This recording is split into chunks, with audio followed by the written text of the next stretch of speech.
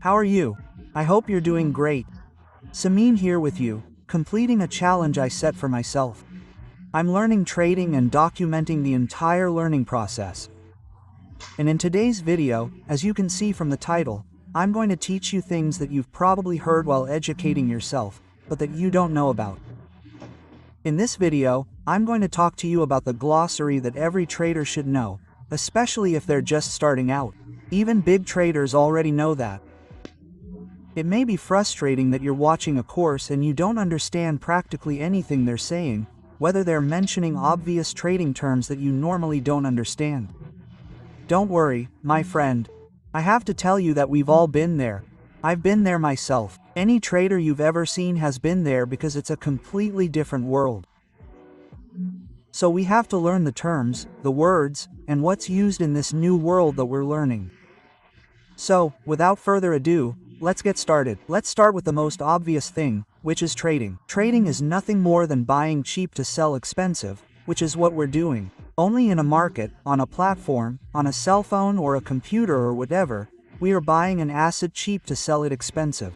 What is a broker?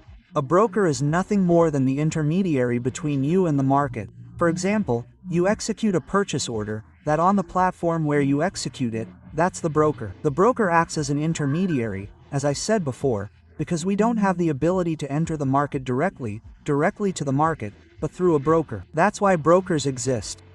And if you don't know or have no idea which broker to use, I'll leave the link in the description of the broker that I use. And if you need help with anything, ask in the comments and I'm going to make another video talking about that same broker and all the benefits of using this broker. Now let's talk about leverage. Leverage is a double-edged sword. You've probably heard exactly that in several videos. It's not a lie. Leverage allows you, for example, if you have $100, to trade as if you had $1,000, or even $10,000, but it can be both beneficial and counterproductive.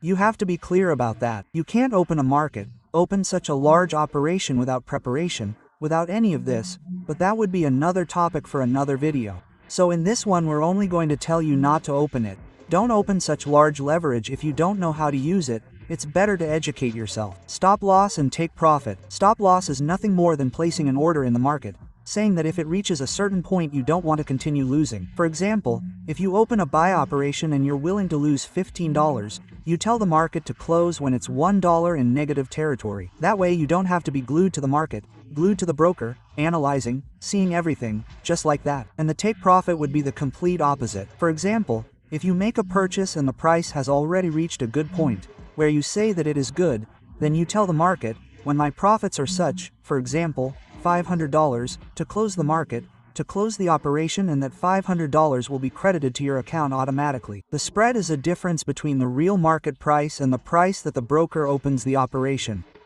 Let's say that you open a purchase order in Bitcoin at around $90 exactly when it reaches $90, but the broker sets it for you exactly at $90,200 or $90,500.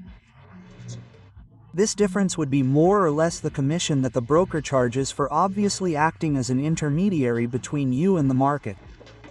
Scalping, swing trading, day trading. Scalping is a strategy for trading quickly, that is, analyzing, opening trades, either for minutes, no more than minutes, it can be 10 minutes, 5 minutes, but to see trades and analyze trades and execute trades in just minutes. Swing trading is something completely different. It is analyzing the market, but in a medium or long term, for example, to leave it for a week, 2 weeks, 3 weeks, or even 4 months, 6 months, and so on. Swing trading is a style of trading in which you spend a long time simply to take profit. Day trading is what is usually seen, which is you open a trade today and close it today. For example, you are analyzing the market, you analyze all this and you say that the market can go from point A to point B, I don't know, in 5 hours, so you open your position and the market goes from point A to point B in 5 hours, 6 hours or so. And this is what is called day trading. Technical analysis is the analysis that one does of the market, that is, of the candles, all of this, patterns, indicators, all of that. How do we understand what the market wants to tell us without going anywhere else?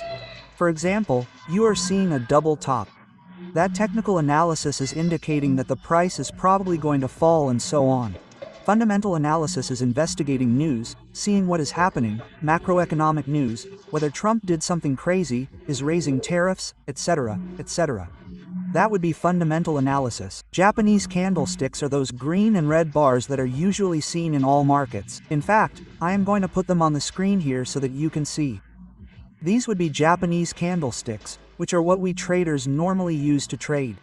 Obviously there are different types of candlesticks, but this is the standard that is used. Well, all traders. Volatility is how the market moves, that is, does it move quite a bit up and down and up, etc., etc. And you have to know that the more volatility, the greater the profit for greater opportunities for profit, but also the greater the opportunity for risks. So with the mind, you operate with a lot of volatility. Backtesting would be testing your strategy, whatever you are using in the past to see how it would happen, let's say, in 2020, how it would be if I used this strategy, right? Well, what happens in backtesting? Backtesting does not guarantee that this will be replicated in the current market because past successes do not represent future success, and that is really normal. Obviously we can say that, as I mentioned before, patterns do repeat themselves, but we cannot analyze the entire strategy based solely on the past to bring it to the present, but it is most likely what usually happens. And finally we have the demo account. The demo account is nothing more than a fictitious account that they give you with fictitious money as well. In other words, you can have $50, $100, $1,000, $000 simply to trade, to test analysis. And if you're just starting out, I highly recommend it so you don't have to invest your own money. You simply open a broker and use the demo account they offer you. And you practice and trade right there. And all this to learn without really risking your money. And if you don't know where to open a demo account, I'll leave a link in the description, as I said before, to the broker I use, which lets you open your demo account. If you're just starting out in trading, my brother, and you don't have any knowledge, well, brother, you can stay here. I also have a blog that I said, I'll leave a link to in the description. I'm uploading content every day so you can learn. I mean, I'm documenting my learning, doing analysis, studying, researching all that to publish on the blog. If you need anything, let me know in the comments. Don't keep your questions to yourself. Let me know in the comments. It's a 90-day challenge. I mean, I have to make 90 videos. Help me do it. If you have a question, ask it. I do the research and bring it to you. And you also force me to learn too. You know that.